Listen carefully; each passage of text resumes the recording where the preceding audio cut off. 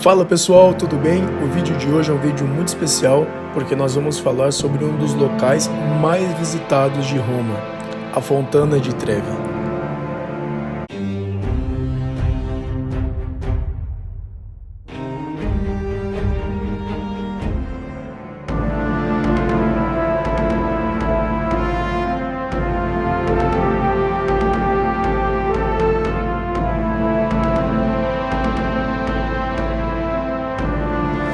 Erroneamente, eu vejo muitas pessoas atribuindo a Fontana di Trevi somente ao artista Bernini, porém a verdade não é bem assim. E hoje eu quero contar para vocês a real história desse imponente monumento. Aqui, encostada na fachada do Palazzo Poli, fica a Fontana di Trevi. Ela tem mais ou menos 26 metros de altura e 20 metros de largura, e era um costume muito comum dos romanos construir uma fonte sempre no final dos aquedutos. E aqui ficava o aqueduto conhecido como Aqueduto de Aqua Virgine.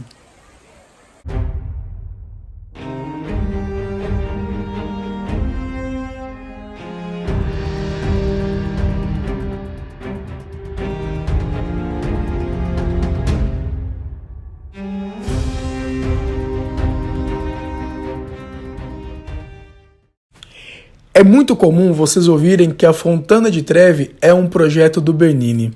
Porém, a verdade não é bem assim. Eu gosto de atribuir sempre aos artistas os projetos que eles tiveram. E era um comum costume dos romanos construir uma fontana sempre no final dos aquedutos. E em 1453, o Papa Nicolau II determinou que um aqueduto de Aqua Virgine fosse consertado. Então aqui, nesse local, já tinha um aqueduto, que era um aqueduto mais primitivo, um aqueduto um pouco mais simples, que ele servia basicamente como um receptáculo de água. Eu acho que vocês devem estar se perguntando, mas e o Bernini? Quando que ele surgiu nessa história? Pois é, ele só foi surgir nessa história depois que o Papa Urbano VIII encomendou várias modificações no projeto original. E claro, o Bernini ele é nada mais nada menos de que um dos maiores artistas do barroco italiano. Então, comumente, esse projeto é atribuído ao Bernini. Só que a verdade não é bem assim. Na Fontana di Trevi, vocês conseguem ver várias características do barroco, isso é fato. Nós temos várias características do Bernini, isso é fato também. Mas eu gosto de atribuir as obras aos artistas que fizeram. O Bernini ele teve uma grande contribuição para essa obra, porém o projeto original não é só dele. E eu achei legal trazer essa informação para vocês e eu vou falar um pouco mais sobre isso também.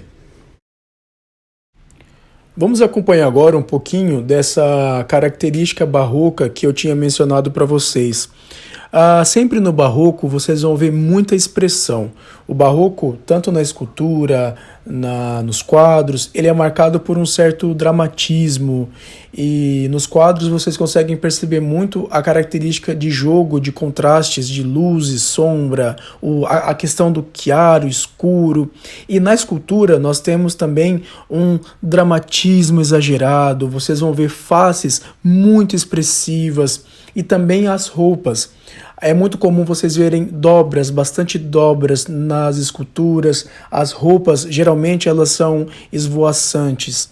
Isso é uma característica muito marcante do barroco e, claro, uma característica marcante do Bernini que está presente aqui nessa obra.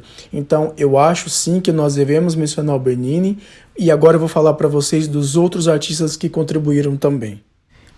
Essa famosa escultura central aqui, que vocês estão vendo, não é pertencente ao Bernini. A escultura de Netuno, bem no centro da Fontana di Trevi, ela pertence ao escultor chamado Pietro Bracchi e é uma das mais célebres esculturas do barroco também. Percebam a característica dessa imponente escultura. Tentem lembrar daquilo que eu havia mencionado sobre as estruturas do barroco, o rosto dele, a feição do rosto, as roupas esvoaçantes, as dobras, é quase como se fosse uma cena teatral.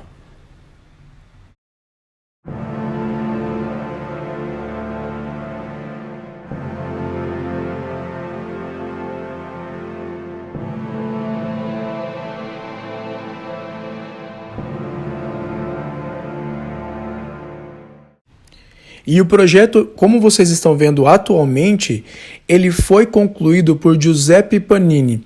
Giuseppe ele fez algumas modificações, ele alterou, ele que introduziu essa estátua aqui no meio, ele também fez algumas alterações nas laterais do projeto e também ele reformou algumas coisas para deixar mais característico com o barroco também, perto da água, onde fica essa região aqui mais cheia de água. Então, eu quero ressaltar esses 3 artistas para vocês, pelo menos, tá? O Bernini, o Pietro Bracchi e o Giuseppe Panini. Quando vocês ouvirem falar em Fontana di Trevi, lembre-se desses 3 grandes artistas no mínimo, porque eles merecem ter o trabalho deles ressaltados, ok? Eu espero que vocês tenham gostado do vídeo e apreciem esse belo monumento.